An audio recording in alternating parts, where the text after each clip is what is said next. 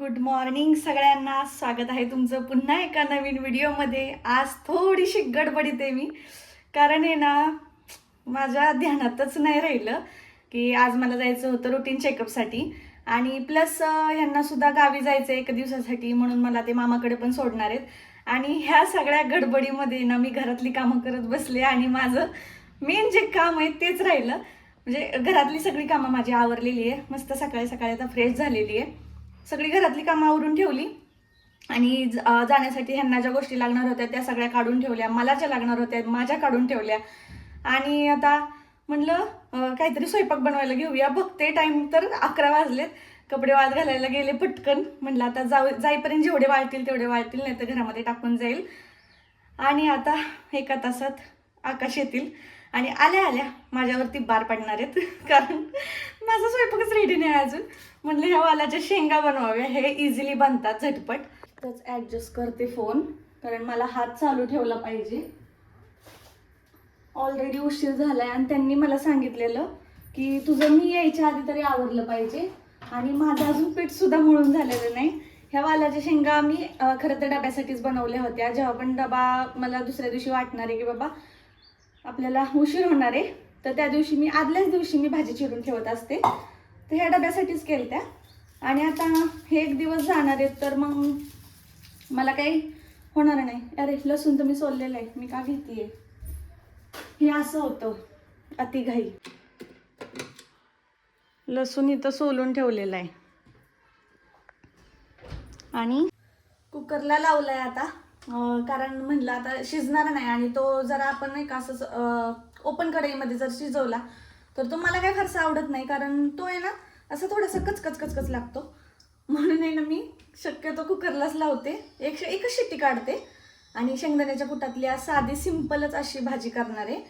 कारण आता माझ्याकडे वेळ अजिबात नाही आहे, 1 तास राहिलाय मला त्यात माझं आवरायचंय आणि अजून स्वयंपाक करायचा आहे, भांडी हे सगळं किचन सगळं आवरून मला निघायचंय. त्यामुळे बघू आता कसं होतंय.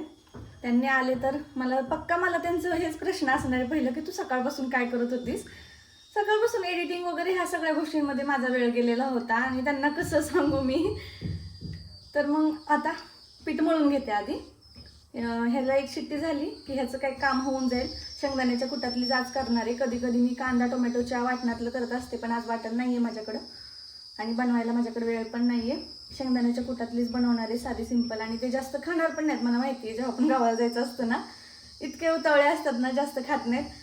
तर मग चला आता पीठ मळून घेते, मग तुमच्याशी बोलते. काय म्हणू मी ह्या गोष्टीला की सगळ्या गोष्टी आज माझ्यासोबत का घडतायत. नेमकं आज वाटण पण नाही आणि शेंगदाण्याचं कूट पण नाही. काय बोलू आता. गडबड मुद्दाम अशी होती. मलाच माहित नाही असं का होतं. माझ्यासोबत तर नेहमीच होतं. मग आता तिकडे शेंगदाणे भाजायला ठेवलेत, मी जरा वेळ बसून घेते, कारण आपल्याला काय एवढं उभं राहणं जुळत नाही बाबा. तर शेंगदाणे तिकडे भाजतायत तोपर्यंत मी जरा वेळ बसून घेते. कारण आता आहे ना जसं मला 8वा महिना लागलाय ना, मला सलग उभं राहून कुठलं कामच जुळत नाहीये. सतत मला बसावं लागते. म्हणजे एक काम केलं की बसते, दुसरं काम केलं की बसते. म्हणजे हेच माझं रुटीन चाललंय. थोडं खायचं प्यायचं चालायचं, खायचं प्यायचं चालायचं. ना आता ऊन पण एवढं वाढलंय ना की बाहेर पण चालायला जाऊ शकत नाही. त्यामुळे माझं आता हेच रुटीन असणार आहे 8वा 9वा महिना. 7व्या महिन्यापासूनच थोडं थोडं होत होतं तसं, पण त्यातल्या त्यात मी करत होते. तुम्हाला मी एवढी ॲक्टिव्ह दिसते ना मिनी ब्लॉगमध्ये, तेवढी मी ॲक्टिव्ह खरंच नाही आहे. मला सुद्धा त्रास होतो, पण मी माझ्यापासून जर तुम्हाला मोटिवेशन भेटत असेल तर मी त्या गोष्टी करायला मी रेडीच असणार आहे ना. तर मग आता थोड्या वेळ बसते. पाय दुखतात, परत सुचतात, त्याच्यामुळं मग नंतरच बाकीचं करते. तोपर्यंत शेंगदाणे भाजले जाते. आता 7व्या महिन्याची तर सोनोग्राफी माझी झाली होती, पण आज परत एकदा मला सोनोग्राफी सांगतायत की नाही सांगतायत मला काहीच माहीत नाहीये. पण बघू आता तिकडं गेल्यावरती समजणार आहे नक्की काय होते ते. तर रुटीन चेकअप नॉर्मल असणार आहे. ब्लड वगैरे ते सॅम्पल घेतात, ह्या सगळ्या गोष्टी होतात. ते नेहमीच आहे. वजन वगैरे चेक करतात, हार्टबीट चेक करतात. पण आज सोनोग्राफी परत एकदा सांगतील का नाही मला सांगता येत नाही, कारण 7व्या महिन्याच्या सुरुवातीला मी सोनोग्राफी केली होती आणि मला वाटतं ती थोडीशी लवकर झाली. मग कदाचित मला आत्तासुद्धा सांगतील. बघू, आज नाही तर उद्या मी जाईल. तसं तुमच्यासोबत अपडेट राहीलच, पण शक्यतो मी दवाखान्यामध्ये शूट करत नाही. मला जरासं अनकम्फर्टेबल वाटतं, म्हणून दवाखान्यामध्ये शूट करत नाही. पण तुम्हाला आल्यावरती मी रिझल्ट सगळा सांगेल की नक्की काय झाले काय नाही. तर आकाशाचा टाइम होता आलाय, मला चपात्या बनवायच्यात अजून, तर मी त्या आधी बनवून घेते.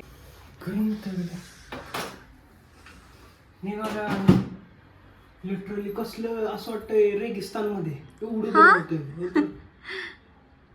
हेल्मेट लावलं तरी गरम झाले माहिती का. मग आता एवढ्या लांब कसं जाणार आहे.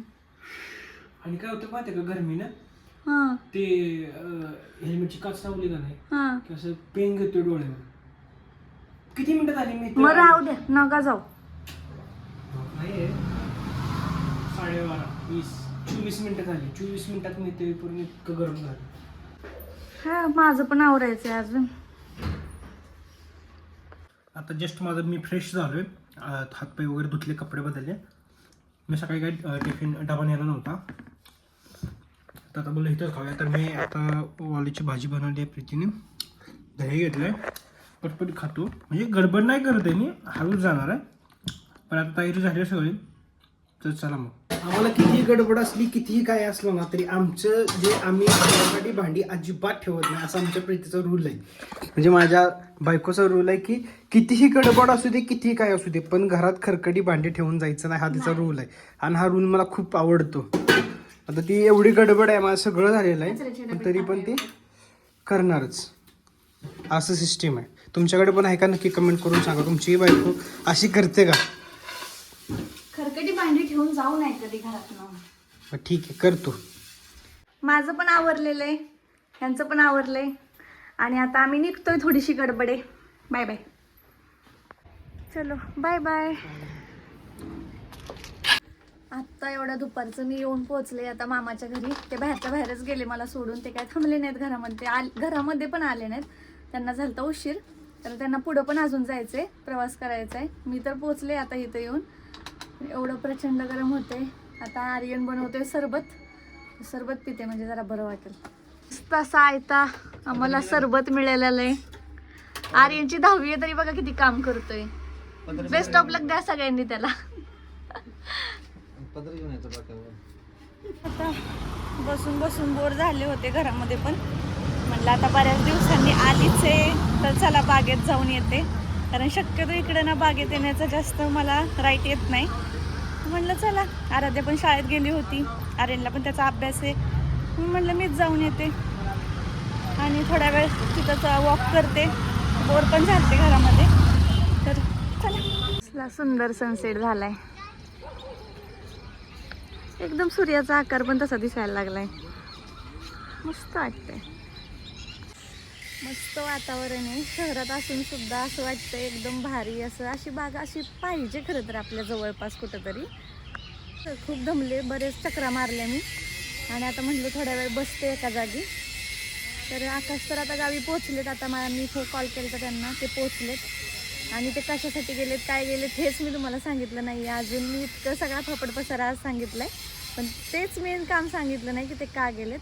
तर गेल्या वेळेला जी 19 फेब्रुवारीला शिवजयंती होती, तर त्यावेळेला काय त्यांना जायला जमलं नाही. मग त्यामुळं आहे ना, मग त्यांचं असं ठरलं होतं की तिथीप्रमाणे आपण सेलिब्रेट करूया.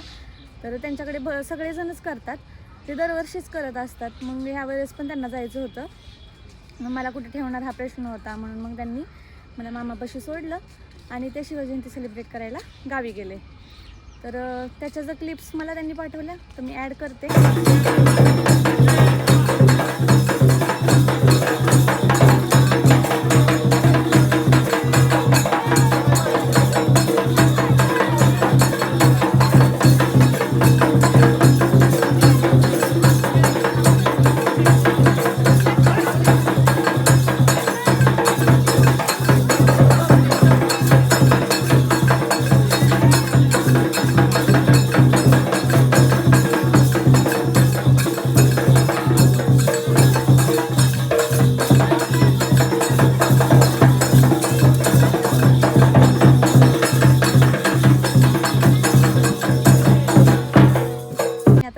एंड करते, कारण आता मी जाते घरी. मी कंटाळली, 6-6:30 होत आलेत, पण मस्त ऊन पडलं आहे, वातावरण छान झालं आहे. चला भेटूया पुढच्या ब्लॉगमध्ये. तोपर्यंत बाय बाय.